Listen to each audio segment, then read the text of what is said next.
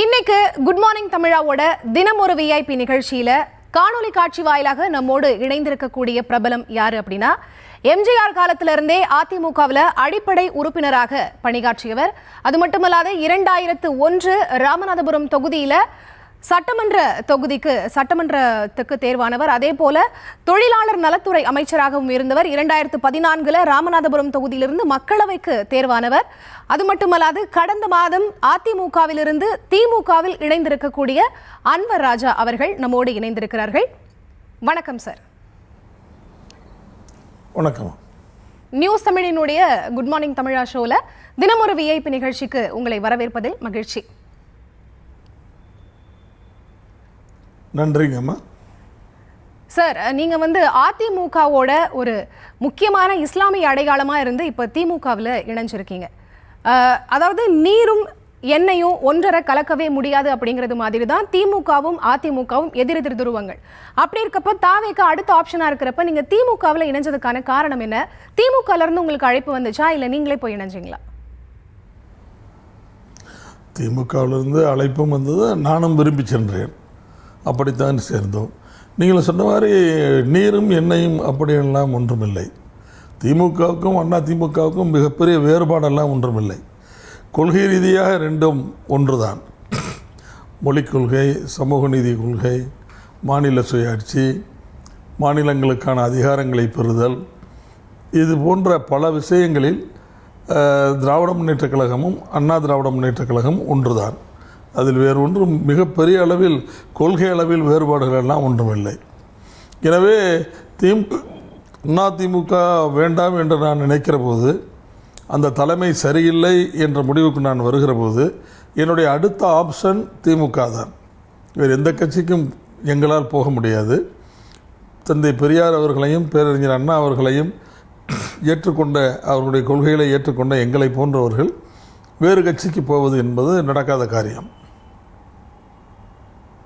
Sir, அடுத்ததா உங்களுக்கும் அடுத்தது மைத்ரேயன் அவர்களையும் தொடர்ந்து அதிமுகவிலிருந்து மூன்றாவதாக ஒரு புள்ளி திமுகவில் இணைய இருக்கிறதா தகவல்கள் வெளியாயிட்டு இருக்கு. அது தங்கமணியா இருக்குமோ அப்படிங்கிற யூகங்கள் வெளியான நிலையில அவரும் அதை மறுத்துட்டாரு. தன்னோட இறுதி மூச்சு இருக்கிற வரைக்கும் அது அதிமுகவோட தான், இபிஎஸ் மேல என்னோட மதிப்பு மரியாதை எப்பவுமே இருக்கும் அப்படின்னு சொல்லியிருக்காரு. அப்ப அந்த யூகத்தின் அடிப்படையில் அந்த மூன்றாவது நபர் யார் அப்படின்னு உங்களுக்கு தெரியுமா? அது எனக்கு தெரியாது மேடம். அது அப்படி சேர்ந்ததுக்கு பின்னால் உங்களுக்கு எப்போ தெரியுமோ அப்போ தான் எனக்கும் தெரியும். நீங்கள் திமுகவில் இணைகிறப்ப முதலமைச்சர் மு க ஸ்டாலின் உங்ககிட்ட என்ன சொன்னார்? என்ன சொல்லி உங்களை வரவேற்றார்? அவர் என்ன சொன்னாருங்கிறத பூரா வெளியே சொல்ல முடியுமா மேடம்? மீடியாவில் சொல்ல முடியாது. ஆனால் ரொம்ப மகிழ்ச்சியோடு, மிகுந்த சந்தோஷத்தோடு, மிகுந்த கருணையோடு என்னை வரவேற்றார். ஒரு நல்ல தலைவர் என்பதற்கு அவரை அடையாளமாக நான் பார்த்தேன்.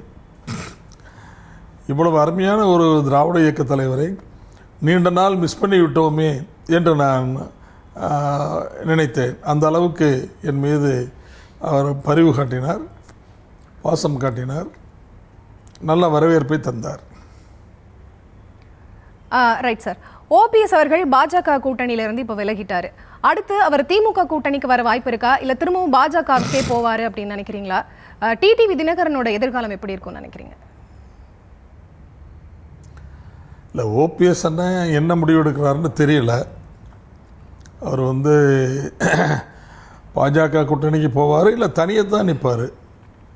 திமுக கூட்டணிக்கு வருவார்னு நான் நம்பலை. அவர் வரமாட்டார். ஆனால் டிடிவி தினகரன் சார் ஏற்கனவே சொல்லிட்டார், நான் என்டிஏ கூட்டணியில் இருக்கிறேன், இன்னும் என்டிஏ கூட்டணியில் தான் இருக்கிறேன் அப்படின்னு ஏற்கனவே அவர் டிக்ளேர் பண்ணிட்டார். அவர் ஒரு தனி கட்சி, அதனால் அவர் டிக்ளேர் பண்ணிட்டார். அதில் ஒன்றும் எந்த மாறுதலும் இனிமேல் வருவதற்கு வாய்ப்பில்லை. சரி, நீங்கள் தொடர்ந்து சொல்லிட்டு இருக்கீங்க பாஜக அதிமுகவை அழிச்சணும் அப்படின்னு சொல்லிட்டு இருக்கீங்க. ஆனால் ஒவ்வொரு தேர்தல் பிரச்சார கூட்டத்திலையுமே இபிஎஸ் அவர்கள் பாஜகவை உயர்வாக தான் பேசிட்டு இருக்கார். இதை பற்றி நீங்கள் என்ன நினைக்கிறீங்க? இல்லை, அவர் இந்தியா முழுமைக்கும் பாஜகவினுடைய நிலைமை என்ன என்பதை நீங்கள் பார்க்க வேண்டும். எல்லா மாநிலங்களிலும் அவர்கள் எப்படி ஆட்சியை பிடித்தார்கள், எப்படி வளர்ந்தார்கள் என்பதையும் பார்க்க வேண்டும். அதையெல்லாம் பார்த்தால் என் போன்றவர்களுக்கு குலை நடுக்கம் ஏற்படுகிறது. ஏனென்றால் அவர்கள் வெற்றிக்காக எது வேண்டுமானாலும் செய்யக்கூடிய யுக்தியை கையாளுவார்கள். அதை யுக்தி என்று சொல்வார்கள். அதை தான் சனாதனம் என்றும் சொல்வார்கள். எங்களுக்கு வழி முக்கியமல்ல, வெற்றிதான் முக்கியம் என்று சொல்லக்கூடிய ஒரு பாலிசியை கொண்டவர்கள் தான் பிஜேபி நண்பர்கள். நீங்கள் அதற்கு ஏராளமான உதாரணங்கள் இருக்கின்றன. காஷ்மீரிலே முஃப்தி முகமது சையத் அவர்கள் மறைவுக்கு பிறகு அவருடைய மகள் மெஹபூபா முஃப்தி முதலமைச்சராக வந்தார். அவர் முதலமைச்சராக வருவதற்கு பிஜேபி துணை நின்றது, உதவி செய்தது. பிஜேபியினுடைய கூட்டணியோடு அவர் முதலமைச்சராக இருந்தார். சுமார் 1.5 ஆண்டு காலம் முதலமைச்சராக அவர் இருந்தார். அதற்கு பிறகு அவரிடம் பிஜேபி ஒரு வேண்டுகோள் வைத்தது, உடனடியாக நீங்கள் காஷ்மீருக்கான சிறப்பு அந்தஸ்து 370 நீக்க வேண்டும் என்று சட்டசபையில் ஒரு தீர்மானம் நிறைவேற்றி அனுப்புங்கள் என்று சொன்னார்கள். அதை அந்த அம்மையார் மறுத்து விட்டார்கள். மறுத்தவுடன் இவர்கள் என்ன செய்தார்கள்? உடனே தங்களுடைய ஆதரவை விலக்கி கொண்டார்கள். அந்த அரசாங்கத்தை கலைத்தார்கள். அந்த அம்மாவை சிறைச்சாலையிலும் போட்டார்கள். அது சின்னாபின்னமாக, அந்த கட்சியே சின்னாபின்னமாகிவிட்டது. பிடிபி என்ற அந்த கட்சி இப்போது ஒரே ஒரு சட்டமன்ற உறுப்பினரோடு இந்த தேர்தலில் இருக்கிறது. இது காஷ்மீரினுடைய வரலாறு. அப்படியே வந்தால் பீகார் மாநிலம், பீகாரை நீங்கள் எடுத்துக்கொண்டால் மிகப்பெரிய தலைவர், அதாவது நரேந்திர மோடிக்கு இணையான ஒரு தலைவர் நிதிஷ்குமார். நிதிஷ்குமாரை இவர்கள் மிரட்டினார்கள். நிதிஷ்குமார் அப்போது சொன்னார், நான் தூக்கு போட்டு செத்தாலும் சாவேனே தவிர பிஜேபிக்கு போக மாட்டேன் என்று சொன்னார். ஆனால் நிதிஷ்குமாரை அவரை அடக்கி கர்பூரி தாகூர், அந்த மாநிலத்தினுடைய மிகப்பெரிய தலைவர், எல்லோராலும் விரும்பப்படுகிற தலைவர், அவருக்கு பாரத ரத்னா விருது கொடுத்து அதன் மூலம் நிதிஷ்குமாரை அடக்கி நிதிஷ்குமாருடைய கூட்டணியை உருவாக்கினார்கள். கூட்டணியை உருவாக்கி அந்த நிதிஷ்குமாரை இப்போது தங்களுடன் வைத்து கொண்டார்கள். நிதிஷ்குமார் தான் இந்தியா கூட்டணியை உருவாக்கியவர். இந்தியா கூட்டணியை உருவாக்கி முதல் கூட்டத்தை பாட்னாவில் நடத்தியவர். அப்படிப்பட்டவரையே தங்கள் பக்கம் இழுத்து அந்த கூட்டணி ஆட்சி இப்போது அங்கே நடந்து கொண்டிருக்கிறது. எந்த நேரத்திலும் நிதிஷ்குமாருக்கு ஆபத்து வரலாம் என்ற நிலை இருக்கிறது. அதே போல் நீங்கள் மம்தா பானர்ஜி, மிகப்பெரிய தலைவர் மேற்கு வங்காளத்தில், மம்தா பானர்ஜியை எடுத்துக்கொள்வீர்களேயானால் மம்தா பானர்ஜிக்கு அடுத்த நிலையில் இருந்தவர் சுவேந்து அதிகாரி, துணை முதலமைச்சர்.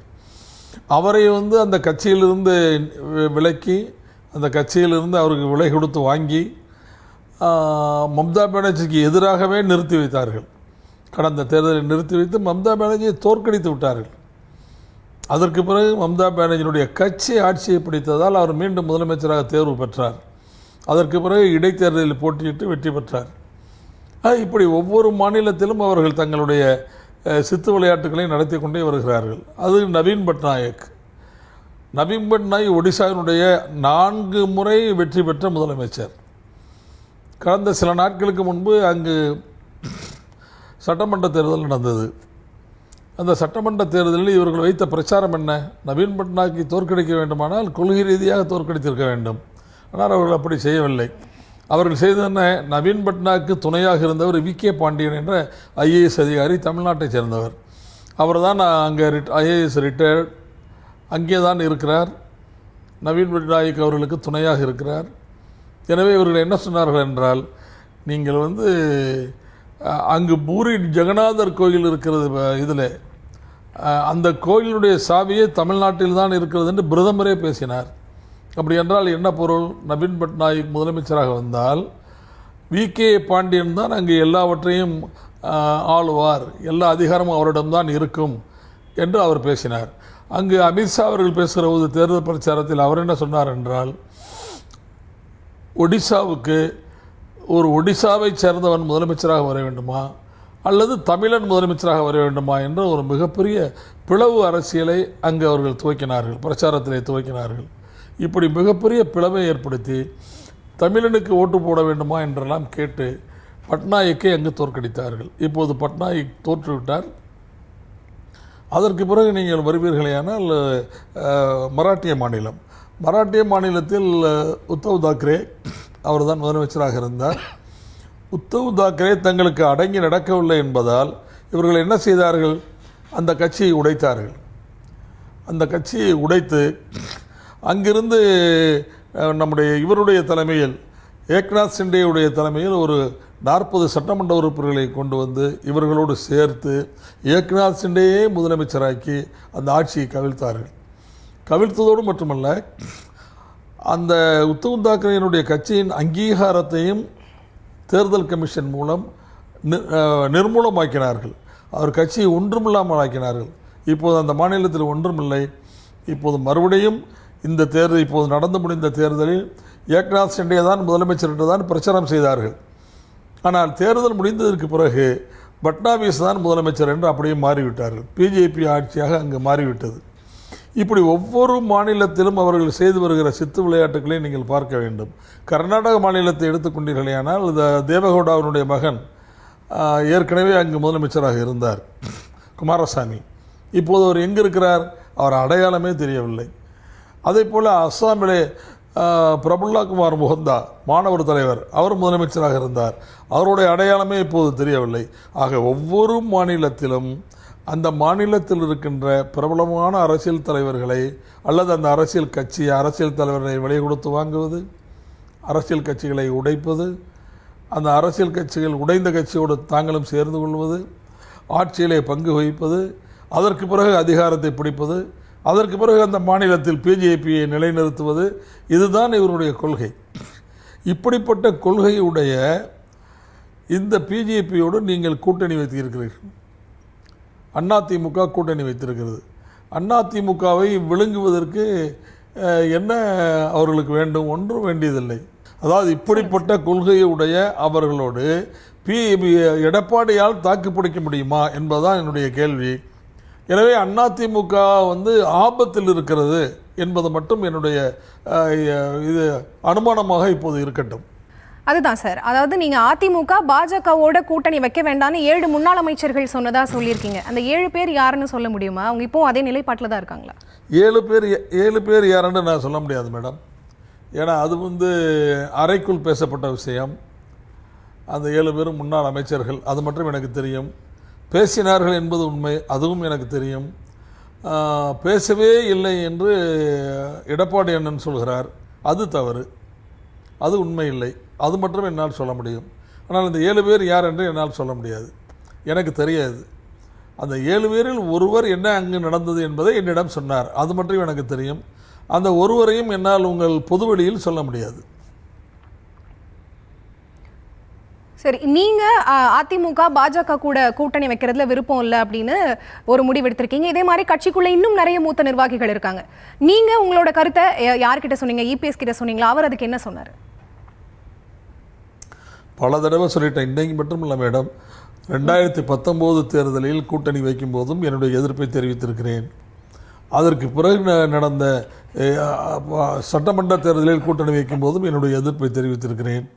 நீங்கள் கூட்டணி வைக்காதீர்கள் என்று சொல்லியிருக்கிறேன். கூட்டணி வைத்தால் நமக்கு மிகப்பெரிய தோல்வி வரும் என்று சொல்லியிருக்கிறேன். இவரிடம் மட்டுமல்ல, எடப்பாடி அண்ணன் மட்டுமல்ல, மூத்த தலைவர்களிடமெல்லாம் என்னுடைய கருத்தை சொல்லியிருக்கிறேன். அவர்களும் என்னுடைய உடன்பட்டார்கள். ஆனால் எடப்பாடி அண்ணன் அவர்களோடு கூட்டணி வைப்பதைத்தான் மிக சிறந்த முடிவு என்று நினைத்து அந்த முடிவை அவர் ஏற்கனவே எடுத்தார். ஏற்கனவே எடுத்து 2 முறை தோல்வியடைந்ததற்கு பிறகு மீண்டும் மீண்டும் பிஜேபியோடு கூட்டணி வைப்பதால் தோல்வி வரும் என்று தெரிந்தும் இந்த கூட்டணி வைக்கிறார். ஏன், என்ன நிர்பந்தம் அவருக்கு ஏற்பட்டது? எதனால் இப்படி கூட்டணி வைக்கிறார் என்று புரியவில்லை. நன்றி சார். உங்களோட வேலை பளுவுக்கு மத்தியிலையும் நியூஸ் தமிழினுடைய குட் மார்னிங் தமிழா ஷோவில் கலந்துக்கிட்டு அரசியல் சார்பாகவும் கட்சி சார்பாகவும் பல்வேறு கருத்துக்களை பகிர்ந்துக்கிட்டீங்க. உங்களோட மக்கள் பணி சிறக்க நியூஸ் தமிழின் சார்பாக எங்களுடைய நன்றிகளும் வாழ்த்துக்களும். நன்றி சார். வாழ்த்துக்கள் மேடம். வணக்கம் மேடம்.